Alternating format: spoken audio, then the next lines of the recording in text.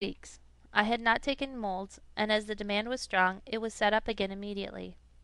I made a few unimportant alterations and additions, and added a preface, of which I cannot say that I am particularly proud, but an inexperienced writer with a head somewhat turned by unexpected success is not to be trusted with a preface.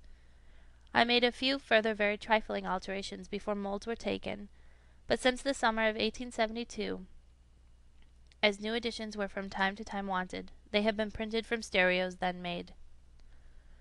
Having now, I fear, at too great length, done what I was asked to do, I should like to add a few words on my own account. I am still fairly well satisfied with those parts of Erewhon that were repeatedly rewritten, but from those that had only a single writing, I would gladly cut out some 40 or 50 pages if I could.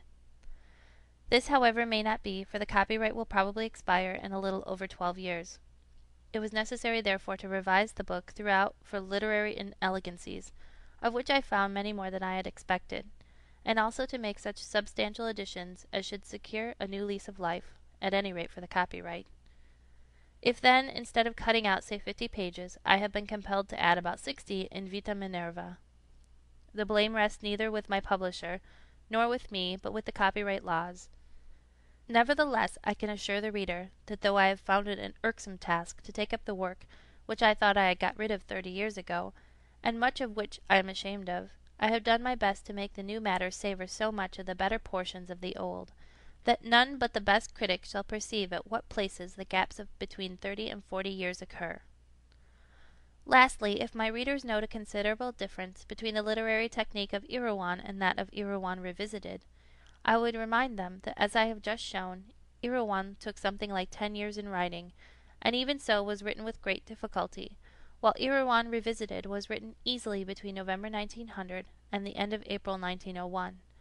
There is no central idea underlying Erewhon, whereas the attempt to realize the effect of a single supposed great miracle dominates the whole of its successor.